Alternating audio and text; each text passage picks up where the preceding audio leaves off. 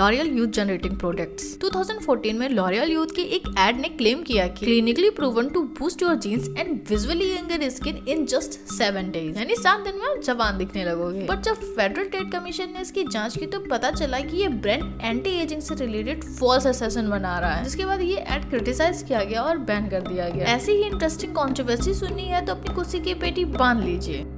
Starbucks Race Together campaign. 2015 Seattle Starbucks ने एक campaign launch किया जिसमें रेस रिलेशन को एड्रेस करने के लिए उन्होंने कस्टमर्स के कप पर रेस टुगेदर लिखना स्टार्ट कर दिया। पर आयरनी देखी, जिस कंपनी के 19 एग्जीक्यूटिव में से सिर्फ 2 ही ब्लैक थे, वो ऐसी बात कहे। लोगों ने इसको लैक ऑफ डाइवर्सिटी और पैथेटिक अटेम्प्ट बोलकर बहुत क्रिटिसाइज किया, जिसके चलते स्टारबक्स के हेड का ट्विटर अकाउंट सस्पेंड कर दिया गया और जल्दी इस कैंपेन को भी हटा दिया गया।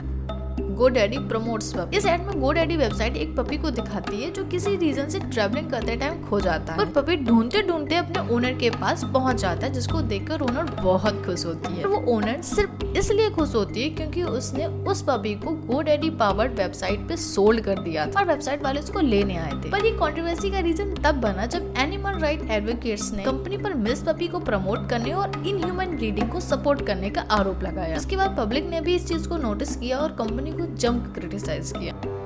Flora margarine anti gay and oh dad I am a gay word से बनी एक बुलेट चाइना के बने हर्ट की तरफ जा रही होती है और जिसके नीचे टैगलाइन लिखी होती है you need a strong heart today. ये एड यूनिलीवर के फ्लोरा मार्जेरीन ने लॉन्च किया तो जो क्लियरली एंटी के शो कर रहा था और किसी भी ब्रांड के पास कोई राइट नहीं है कि वो किसी भी कम्युनिटी को अनअप्रूव करे। इसके चलते कंपनी को बहुत क्रिटिसिज्म भी फेस करना पड़ा।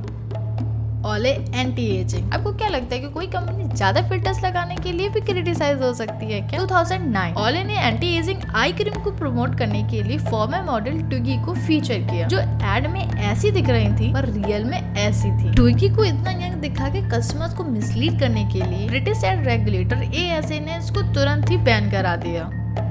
Walmart Coke price hike. June 2014 Walmart ने फादर्स डे सेल्स का एक एड लॉन्च किया जिसमें कोका कोला के 12 पीसेस के एक पैक का प्राइस $3 रखा, पर न्यूयॉर्क के कस्टमर्स को उन्होंने $3.5 में ही सेल किया। और कस्टमर्स के पूछे जाने पर वहाँ के एक स्टाफ मेंबर बोला कि न्यूयॉर्क में शुगर का टैक्स बढ़ गया है इसलिए ऑफर नहीं दिया जा रहा है। फिर क्या कंज्यूमर ने कंप्लेन कर दी और इन्वेस्टिगेशन में पता चला कि वॉलमार्ट के थ्रू 12 बोटल्स के 66,000 पैक यानी कि टोटल 8 लाख बोतल सेल किए गए, जिसके लिए उस स्टोर पर $66,000 का फाइन लगाया गया। Dunkin Donuts charcoal. Dunkin Donuts की थाईलैंड की फ्रेंचाइजी को भी अपने एड कैंपेन की वजह से क्रिटिसिज्म फेस करना पड़ा। ये एड बेसिकली चारकोल डोनट्स के लिए था, जिसके लिए उन्होंने एक वुमेन को ब्लैक कलर करके पिंक लिपस्टिक में पोर्ट्रे किया, जिसे लोगों ने रेसिस्ट बोला और सोशल मीडिया पे जम के क्रिटिसाइज किया। फिर कंपनी ने केस के सेंसिटिविटी को समझते हुए इस एड को डिलीट किया और माफी मांगी।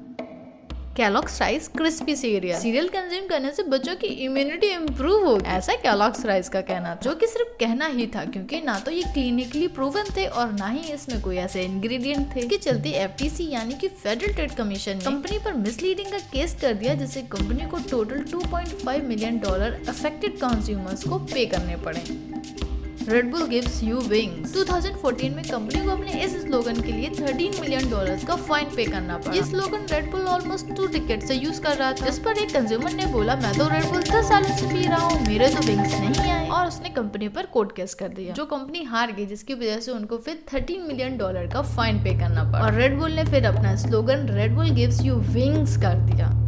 Volkswagen 2015 में सामने आया कि Volkswagen एक सॉफ्टवेयर यूज कर रही है जिससे एमिशन टेस्टिंग के टाइम डीजल व्हीकल से निकलने वाले नाइट्रो ऑक्साइड एमिशन को कम दिखाती है, बट इन रियलिटी जब सेम व्हीकल रोडों पे चलती है तो ये एमिशन EPA स्टैंडर्ड से 40% ज्यादा होता है। जिसके बाद फेडरल ट्रेड कमीशन ने कंपनी के क्लीन डीजल एड कैंपेन के अगेंस्ट केस फाइल कर दिया। 2015 में प्रेडिक्ट किया जा रहा था कि कंपनी को $90 बिलियन तक का फाइन पे करना पड़ सकता है। 2017 में एग्जीक्यूटिव ऑलिवर को 7 इयर्स की जेल और $4 लाख फाइन पे करने पड़े।